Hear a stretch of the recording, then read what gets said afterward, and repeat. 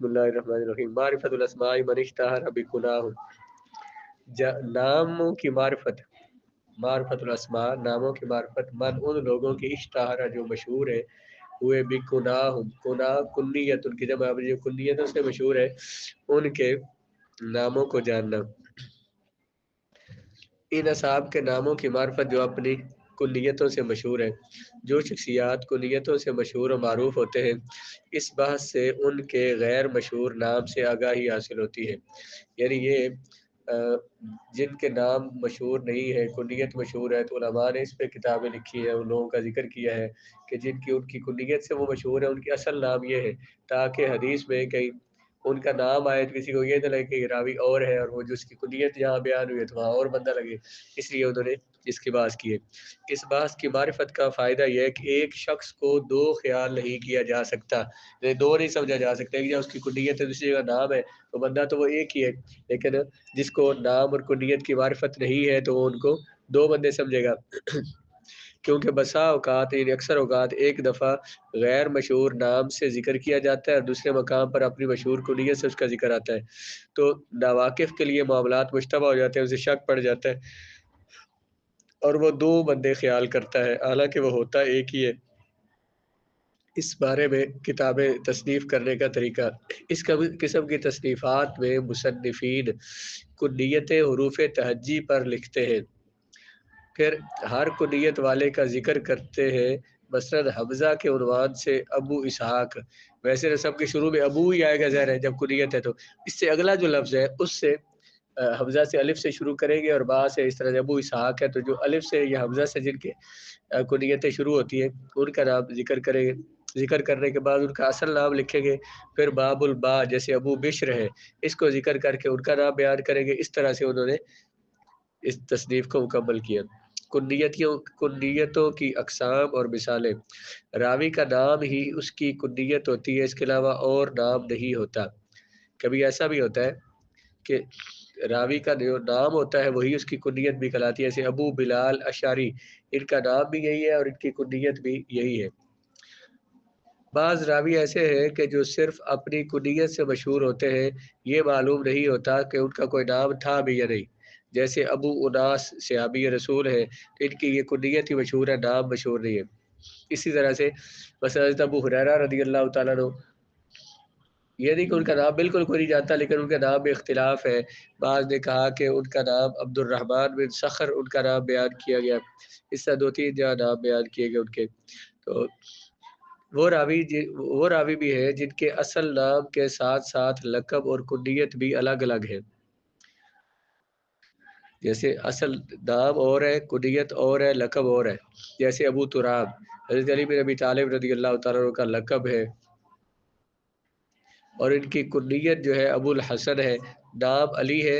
اور لقب ابو تراب ہے اور کنیت ابو الحسن ہے، اور حیدر بھی آپ کا نام ہے، جب حیدر کرار بولا جاتا ہے صحابہ کرام میں تو آپ کی شخصیت مراد ہوتی ہے۔ ایسے راوی بھی ہیں جو دو یا دو سے زیادہ کنیتوں کے مالک ہوتے ہیں، جیسے ابن جریج، ان کی دو کنیتیں ابو ولید اور ابو خالد۔ وہ راوی بھی ہے جن کی کنیت میں اختلاف ہے، جیسے اسامہ بن زید رضی اللہ تعالیٰ عنہ، ایک قول یہ ہے کہ ان کی کنیت ابو محمد ہے، دوسرا قول یہ ہے کہ ان کی کنیت ابو عبداللہ ہے، تیسرا یہ ہے کہ ان کی کنیت ابو خارجہ ہے۔ وہ راوی بھی ہے جن کی کنیت تو مشہور ہے لیکن ان کے نام میں اختلاف ہے، جیسے حضرت ابو ہریرہ رضی اللہ تعالیٰ عنہ کہ ان کے نام کے بارے میں 30 قول نقل ہوئے ہیں، لیکن مشہور قول یہ ہے کہ ان کا نام عبد الرحمن بن صخر تھا۔ ایسے بھی راوی ہیں جن کے نام اور کنیت دونوں میں اختلاف ہے، حضرت ابو ہریرہ کے تو نام میں اختلاف ہے نا، تو ان کے نام اور کنیت دونوں میں اختلاف ہے، جیسے حضرت سفینہ، ایک قول کے مطابق ان کا نام عمیر ہے، دوسرے قول کے مطابق ان کا نام، بعض نے کہا کہ صالح ہے، کسی نے کہا کہ ان کا نام مہران ہے۔ اسی طرح ان کی کنیت بعض نے ابو عبد الرحمن بتائی، بعض نے ابو المختری کہا۔ بعض وہ راوی ایسے بھی ہیں جو اپنی کنیت اور نام دونوں کے ساتھ برابر مشہور ہیں، جیسے حضرت سفیان ان کا نام ہے، سوری ان کا لقب مشہور ہے، امام مالک، اور محمد بن ادریس الشافعی، محمد بن ادریس نام بھی ان کا بولا جاتا ہے اور شافعی جو ان کی نسبت ہے وہ بھی بیان کی جاتی ہے، امام احمد بن حنبل، ان سب کی کنیت ابو عبداللہ ہے۔ جیسے امام ابو حنیفہ نعمان بن ثابت ہیں تو ان کا نام بھی مشہور و معروف ہے اور ان کی کنیت بھی معروف ہے۔ سفیان ثوری، حضرت امام مالک اور امام محمد بن ادریس شافعی، امام احمد بن حنبل، ان تینوں کی چاروں کی کنیت ابو عبداللہ ہے۔ یہ عربوں کے ہاں یہ رواج تھے کہ وہ کنیت نام رکھتے تھے ایک، اور اس کے علاوہ نام تو ظاہر ہے شروع میں ماں باپ رکھتے ہیں، تو کوئی کسی لقب سے کسی کو مشہور ہو جاتے تھے جو ان کا خاص وصف ہوتا تھا، پھر کنیت ایسے رکھتے تھے۔ حضور علیہ السلام نے اپنے شہزادوں کو خود کنیت عطا فرمائی، حضرت امام حسین کو اور امام حسن کو ایک کی کنیت ابو محمد ہے، ایک کی کنیت ابو عبداللہ ہے۔ تو اس طرح یہ مختلف کنیت اور نام بھی لقب بھی بولے جاتے تھے۔ وہ بھی راوی تھے جو اپنی کنیت کے ساتھ تو راوی ہے جو اپنی کنیت کے نام سے کنیت کے ساتھ تو مشہور ہے لیکن نام بھی ان کا معلوم ہے، جیسے ابو ادریس خولانی، یہ ان کی کنیت ہے لیکن ان کا نام عائز اللہ ہے۔ ایسے بھی راوی ہے جو اپنے نام کے ساتھ تو مشہور و معروف ہے لیکن کنیت بھی ان کی معلوم ہے، جیسے طلحہ بن عبید اللہ التیمی، عبد الرحمن بن عوف، امام حسن بن علی بن ابی طالب، ان تینوں کی کنیت ابو محمد ہے۔ امام حسن کی کنیت ابو محمد، امام حسین کی کنیت ابو عبداللہ ہے۔ اس فن میں تصنیفات محدثین نے کنیتوں کے متعلق بہت سی کتابیں لکھی ہیں۔ ان مصنفین میں سے علی بن مدینی، امام مسلم، امام نسائی بھی ہیں۔ ان تصانیف میں سے مشہور کتاب الکنا والاسماء ہے۔ یہ امام دولابی ابو بشر محمد بن احمد متوفی 310 ہجری کی کتاب ہے۔ معرفت الالقاب، القاب لقب کی جمع ہے اور لقب سے مراد ہر وہ صفت جس سے موصوف کی رفعت شان، اس کی بلند شان یا قلت شان، کم اس کی شان ظاہر ہو، شان کی کمی ظاہر ہو یا شان کی بلندی ظاہر ہو، یا اس کی مدح اور تعریف اور مذمت کا مفہوم ظاہر ہو۔ اس کا مقصد کیا ہے؟ کیوں اس کے القاب کے بارے میں بات کرتے ہیں؟ راویوں کی پہچان اور ان کے لقبوں کو ضابط میں لانے کے لیے راویوں اور محدثین کے لقبوں سے متعلق بحث اور چھان بین اور تفتیش کرنا، راویوں کی پہچان ہو جائے تاکہ، اور ان کے لقب لکھنے کے لیے راوی اور محدثین کے القاب کے متعلق بحث کرنا، یعنی بات وہی ہے کہ اس معرفت الالقاب میں کیا ہوتا ہے، القاب کو جاننا، راویوں کے لقب، کس کا لقب کیا تھا، اس میں بھی بات وہی ہے، اس کا مقصد کیا ہے، فائدہ کیا ہے۔ القاب کو نام خیال نہ کیا جائے، کہیں ایسا نہ ہو کہ ایک بندے کے ایک جگہ نام ذکر کیا گیا، دوسری جگہ لقب ذکر کیا گیا، تو اس کو دو الگ الگ راوی نہ سمجھ لیں۔ ایک راوی جو ایک مرتبہ نام سے ذکر کیا جاتا ہے اور دوسرے مرتبہ لقب سے، تو اسے ایک کی بجائے دو شخص نہ شمار کیا جائے۔ اس طرح وہ سبب معلوم ہو۔ اب اس سے ایک بات یہ بھی ہے کہ اس سے تاریخ بھی پتہ چلتی ہے اور راویوں کے جو حالات زندگی وہ پتہ چلتے ہیں کہ جس راوی کو لقب دیا گیا تو یہ لقب اسے کیوں دیا گیا، تو لقب کی حقیقت واضح ہو جاتی ہے، جس سے ظاہر معنی سے دھوکہ نہیں کھایا جا سکتا۔ یعنی کبھی ایسے ہوتا ہے کہ لفظ کا معنی کچھ اور ہوتا ہے اور لقب اس کو کسی اور وجہ سے دیا جاتا ہے، وہ جو لقب اس کا مشہور ہو گیا، تو اس لیے کوئی اس کے معنی سے بھی کبھی غلطی نہ سمجھ لے، غلط معنی نہ لے لے، یعنی اس ظاہری لفظ کو دیکھ کر، یعنی پتہ یہ چلے، جیسے میں نے بیان کیا تھا حضرت سفینہ کو سفینہ کیوں کہا گیا کہ اس وجہ سے کہ حضور نے فرمایا کہ تم زیادہ وہ سامان انہیں اٹھانا پڑ رہا تھا، بھی زیادہ اٹھا لو گے تو کشتی کی مثال ہے تمہاری۔ تو اب یہاں تو یعنی جو وجہ پائی جا رہی تھی، حضور نے جو لقب دیا اس کی وجہ بھی ظاہر ہے، اس کی وجہ واضح ہے، لیکن کسی وجہ معلوم نہیں ہوتی بندے کو، اور وہ لقب کا اس لفظ کا صرف معنی سمجھ کے، معنی پڑھ کے تو اس کا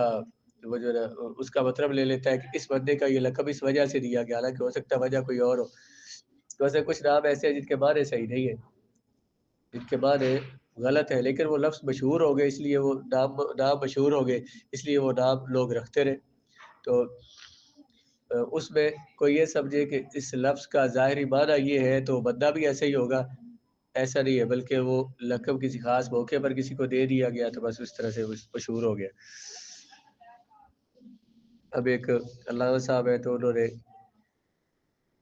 اس پہ بحث کی، آپس میں مولویوں کا اختلاف ہوا تو وہ صحابہ کرام کی طرف چلے گئے تو معاویہ کا نام کا انہوں نے معنی بیان کیا کہ اس کا یہ معنی بنتا ہے، تو دیکھیں اب بات شخصیت کی کر رہے ہیں تو ماں نے تو نام جس طرح ان کے خاندان میں چلتے تھے تو وہ لکھ دیا کرتے تھے نام، تو اس میں اگر لغت میں دیکھا جائے تو اس کے اور معنی بھی بنتے ہیں، لیکن غلط معنی ہی بندہ مراد لے اور اس معنی کو صحابی پر چسپاں کرے تو اس کے غلط معنی لے، ان کی توہین کرے اس طرح سے۔ تو آگے سے جو صاحب تھے نا، جنہوں نے جواب جس کو انہوں نے یہ کہا تھا، تو انہوں نے کہا کہ وہ جو جس کو جواب دینا تھا وہ قریشی تھے۔ انہوں نے کہا کہ قریشی جو ہے نا، قریش کون تھے؟ اب قریش پہ جب اس نے بحث کی، لفظ قریش پہ، تو اس پہ بھی صحابہ کرام بھی ہیں اور خود رسول اللہ علیہ والسلام قریشی ہے، اس نے اس کو رگڑا دے دیا اس کے، یعنی قریش کے لقب سے، قریش جو ہے نا بڑی مچھلیوں کو کہتے ہیں، چھوٹی مچھلیوں کو کھا جاتی ہے، تو پھر اس نے آگے کو مناسبت نکالی ہوگی، تو اس نے اس طرح سے لفظ کا، اب یہ جو اس وقت جو نسبت بن گئی خاندان کا نام جن لوگوں سے چلا جس طرح سے چلا، تو پھر وہ آگے چلتا رہا، اس میں اب کسی نے یہ نہیں دیکھا کہ اس کا معنی صحیح نہیں ہے، کیونکہ اصطلاحات میں کہتے ہیں لا مناقشۃ فی الاصطلاح، اصطلاحات میں مناقشہ اور جھگڑا نہیں ہوتا کہ یہ نام کیوں رکھا ہے۔ مثلا آپ پوچھیں بھائی کہ موری کا نام آپ نے موری سے کیوں کہتے ہیں بھائی، اس کی وجہ تسمیہ بیان کرے، تو وجہ تسمیہ بیان کرنا اس کی ضروری نہیں ہے کہ نام مشہور ہو گیا تو بس جیسا بھی ہے، اگر جو اس کا معنی ٹھیک نہیں بھی پھر بھی ٹھیک ہے، پھر بھی وہ اب چلتے کا مشہور ہو گیا جب وہ تو چلے گا۔ ایسے بات نام رکھا مثلا جی، مثلا یہی ایک ناموری کھتریل، اب کھتریل کھتریوں سے بنی ہے، اب کھتری تو سکھوں کو کہتے تھے، اب ہم کہیں یہ نام اگرچہ اچھا نہیں ہے لیکن پھر بھی اب مشہور ہو گیا تو وہ چلے گا۔ اس طرح سے نام رکھتی ہے موڑا گاندھی، میں کہا یہاں گاندھی ہم تو مسلمانوں کے جو ہے گاؤں میں آئیں گے، یہ گاندھیوں والے میں نہیں آئیں گے، تو وہ اصطلاح جب مشہور ہو جائے تو پھر وہ اس کا معنی نہیں دیکھا جاتا، اس لفظ کو دیکھا جاتا ہے۔ ٹوک موچیاں ہوتے سمے سارے یہاں موچی رہتے ہیں، کیا اب تک وہ نہ کوئی بھی ایک بھی نہ رہتا ان میں، تو وہ جو اصطلاح مشہور ہو جاتی ہے تو وہ ساری وہ ایسے چلتی ہے، ان کا معنی ہونا کوئی ضروری نہیں ہے۔ وزارت کریں القاب کی دو قسمیں ہوتی ہیں، ایک ایسا لقب جس سے تعارف کرنا جائز نہیں ہے، یہ وہ لقب ہے جو صاحب لقب کو پسند نہیں ہوتا، یعنی کچھ لقب اس طرح کے ہوتے ہیں جن سے تعارف کروانا جائز نہیں ہوتا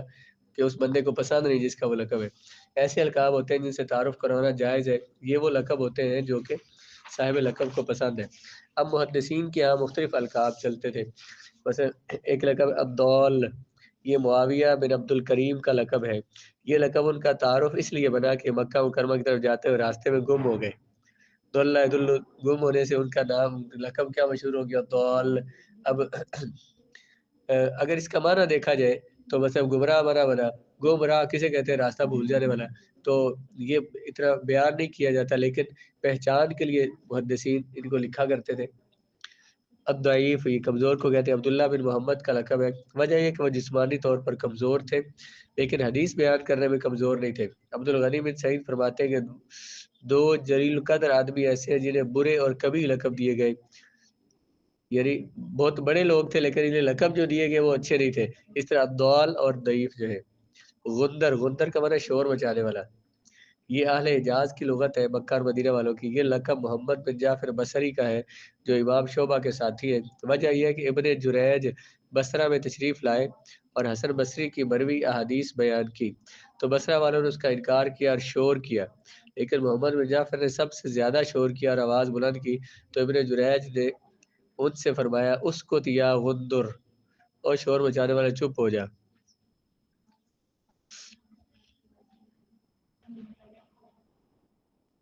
ابن جریج بصرہ میں تشریف لائے اور انہوں نے امام حسن بصری کی روایات جب بیان کی تو لوگوں نے ان کی روایات کا انکار کیا، تو سب نے شور مچایا، انہوں نے زیادہ شور مچایا جس محدث نے، اس کا مشہور نام ہی یہ ہو گیا غندر۔ غجار، سرخ رخساروں والا، یہ عیسیٰ بن موسیٰ تیمی کا لقب ہے، یہ لقب اس لیے ملا کہ ان کے رخسار سرخ تھے، سیب والے، جس طرح وہ سیب ہے۔ نحو کے علماء میں سے بہت یہ جنہوں نے علم نحو کو مدون کیا ان میں سے تیسرے عالم بھی بنتے، سیب ہے مطلب شکل سیب والی تھی، اور سرخ رنگ ہو اور اس میں سرخی، سفید رنگ ہو اس میں سرخی ہو تو سیب کی طرح ہوتا ہے، اس لیے سیب ہے کہتے ہیں سیب کی شکل والا۔ سائقہ، بجلی کا کڑکا، حافظ محمد بن رحیم کا لقب ہے، یہ امام بخاری کے شیخ ہیں۔ وجہ یہ ہے کہ وہ تیز حافظے والے اور زیادہ حدیثیں یاد کرنے والے تھے، اس لیے کہتے ہیں وہ بجلی ہے، یہ ہمارے کہتے ہیں بندہ تیز کام کرنے بجلی کی طرح ہی کرتا ہے، کمپیوٹر ہے۔ مشکا مشک دانہ مشک دانہ مشک کہتے ہیں کستوری کو. تو عبداللہ بن عمر اموی کا لقب ہے. فارسی زبان میں اس کے معنی کستوری کا ٹکڑا یا کستوری کا برتن. متین کیچڑ میں ملوث ہونا. یہ ابو جعفر حضرمی کا لقب ہے.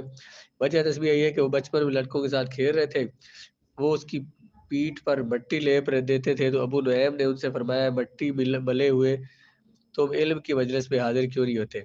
وہ بچوں کے ساتھ کھیل رہے تھے، کسی میں مٹی ملی تو استاد نے کہا پڑھنے کیوں نہیں آتے ہو اے مٹی والے، تو وہیں سے نام کیا بن گیا متین.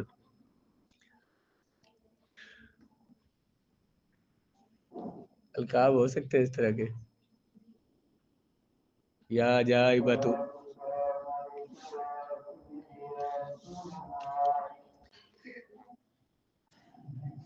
تصنیفات. متقدمین اور متاخرین علماء کی ایک جماعت نے اس نوع کے متعلق کتابیں لکھی ہیں. ان کتابوں میں سب سے بہتر اور مختصر کتاب نزہۃ الالباب ہے جو حافظ ابن حجر کی کتاب ہے. ان راویوں کی معرفت جو اپنے آباء کے علاوہ کسی اور کی طرف منسوب ہے. ایسا راوی جو اپنے آباء کے سوا کسی دوسرے قریبی رشتہ دار جیسے ماں اور دادا یا اجنبی کسی کی طرف منسوب ہو، جیسے مربی اور کفیل کے ساتھ جن کی تربیت کرنے والے، انہیں پالنے والے، یا ان کے جو ضامن بنے، کوئی کفیل ان کے بنے، ان کی طرف مشہور ہوئے یا ان کی طرف منسوب ہوئے. جب ایسے راویوں کی نسبت اپنے حقیقی آباء کی طرف ہو تو جو متعدد ہونے کا شبہ واقع ہوتا ہے تو وہ ختم ہو جاتا ہے. یعنی ان راویوں کا اگر جو کسی اور کی طرف منسوب ہے، کسی اور کے والد کی یا کسی اور کی نسبت لگائی گئی ہے، تو جب کہیں ان کا اصل نام ذکر کیا جائے گا اور والد کی نسبت کے ساتھ ذکر کیا جائے تو لگتا ہے کہ یہ اور کوئی راوی ہے، اس وجہ سے اس کو پڑھتے ہیں. وہ راوی جو اپنے ماں کی طرف منسوب ہے، جیسے تھے معاذ، معوذ اور اوز، یہ تینوں صحابہ ہیں اور نوجوان تھے. یہ تینوں اپنی ماں افراء کی طرف منسوب ہیں، جبکہ ان کے باپ کا نام حارث تھا. حضرت بلال بن حمامہ ان کے والد کا نام رباح ہے، حضرت بلال حبشی جو ہے. حضرت محمد بن حنفیہ ان کے والد گرامی کا نام حضرت علی بن ابی طالب ہے. یہ اپنی والدہ حنفیہ کی طرف منسوب ہے، محمد بن حنفیہ انہیں کہا جاتا ہے. بیٹے حضرت علی رضی اللہ تعالیٰ عنہ کے وہ راوی جو اپنے دادی کی طرف منسوب ہوئے. پھر یہ دادی حقیقی کبھی قریبی، کبھی دور کے دادا کی ماں اور کبھی دادا کی دادی، ایسے لوگوں کی طرف منسوب ہے. جیسے یعلا بن منیہ ان کے باپ کی ماں کا نام ہے منیہ اور ان کے باپ کا نام امیہ ہے. بشیر بن خصاصیہ، یہ خصاصیہ تیسری پشت میں ان کی کو دادی ہے اور ان کی طرف منسوب ہے. ان کے باپ کا نام معبد تھا. یہ حدیث میں ان سے روایات آتی ہے. بشیر بن خصاصیہ جو ہے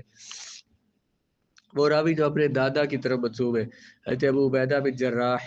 ان کا پورا نام ہے عامر بن عبداللہ بن جراح،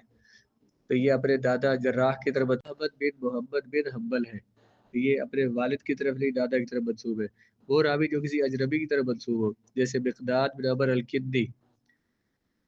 یہ انہیں مقداد بن اسود بھی کہا جاتا ہے کیونکہ انہوں نے اسود بن عبد یغوث کے ہاں پرورش پائی، تو اس نے انہیں اپنا متبنہ منہ بولا بیٹا بنا لیا. اس وجہ سے ان کو کیا بولتے ہیں؟ مقداد بن اسود. حالانکہ ان کے والد کا نام کیا تھا؟ عنوان کے تحت کوئی خاص کتاب معلوم نہیں ہے، لیکن تراجم روات، راویوں کے حالات زندگی جو ہے، ان کی کتابوں میں ہر راوی کا نام و نسب تفصیل سے بیان کیا گیا ہے